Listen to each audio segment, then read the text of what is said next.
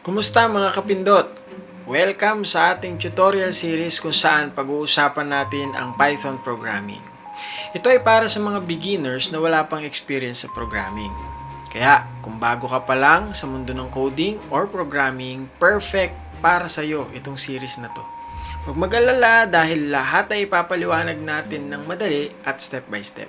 Ano nga ba ang Python? Ang Python ay isang high-level programming language na ginawa ni Guido van Rossum noong 1980s at unang inilabas noong 1991. Kilala ang Python sa pagiging simple at malinis na basahin dahil sa minimalist na syntax nito, na parang nagsusulat ka lang ng sentence sa natural nating salita. Isa sa mga pangunahing katangian ng Python ay ang pagiging interpreted language. Ibig sabihin, hindi kailangan i-compile ang code bago ito patakbuhin. Sa halip, direkta itong pinapatakbo ng Python interpreter. Dahil dito, mas mabilis kung makapag-test ng code na napakakapakipakinabang lalo na sa mga nagsisimula pa lang sa programming. Bukod dito, ang Python ay napaka-flexible at adaptable. Ginagamit ito sa iba't ibang fields tulad ng web development, data science, artificial intelligence, automation at marami pang iba. Isa pa, open source ang Python, kaya libre itong gamitin at may napakalaking community na laging handang tumulong. Bakit nga ba natin pipiliin ang Python? Bukod sa pagiging user-friendly, maraming dahilan kung bakit napakaganda ng Python para sa mga beginners. Una, simple syntax. Ang Python ay may simpleng syntax na madaling maintindihan at matutunan kahit ng mga walang background pa sa programming. Vast ecosystem. Maraming libraries at frameworks na magagamit mo para mapadali ang trabaho. Halimbawa, kung gusto mong gumawa ng web application, may Django at Flask. Kung gusto mo naman pumasok sa data science, may NumPy, Pandas at TensorFlow. Isa pang dahilan is strong community support.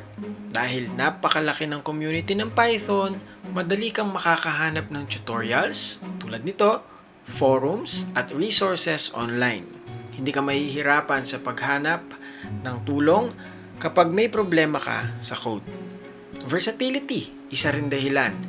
Pwede mong gamitin ang Python sa iba't ibang uri ng projects mula sa simpleng scripts hanggang sa complex application tulad ng machine learning models.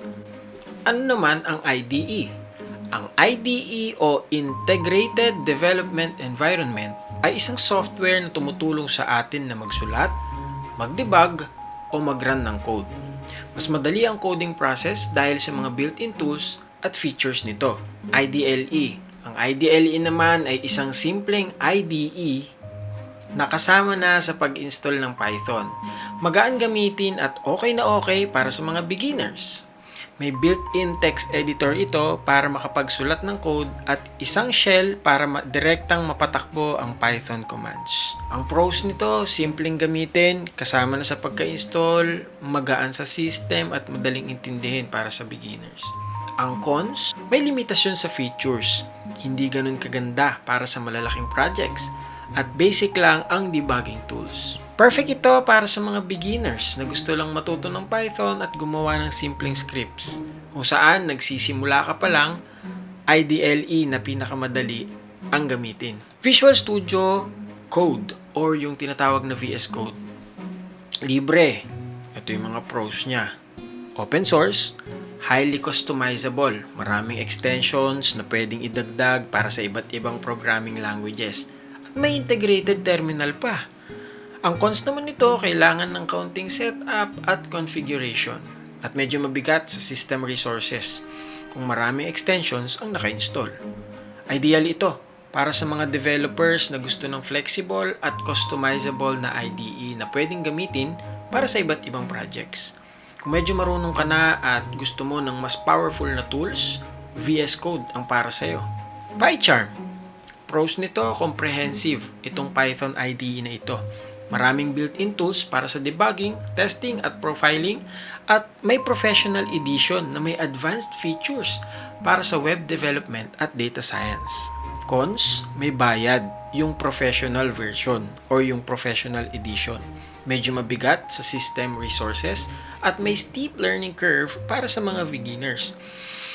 Magandang gamitin ng PyCharm kung seryoso ka sa Python programming, lalo na kung balak mong mag-focus sa web development o data science. Kung beginner ka, pwede ka munang magsimula sa Community Edition. Jupyter Notebook, magandang gamitin para sa data science at machine learning projects.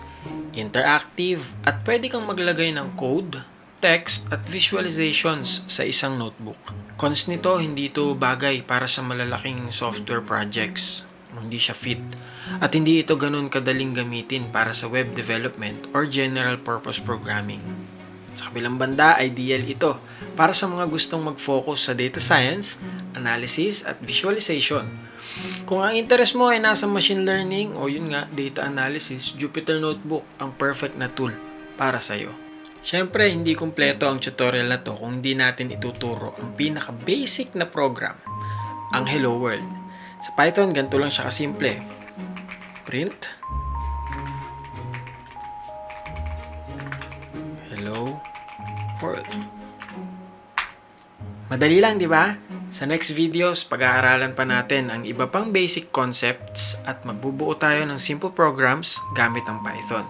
Kaya make sure na nag-subscribe ka na at i-click ang bell icon para updated ka sa mga susunod na tutorials.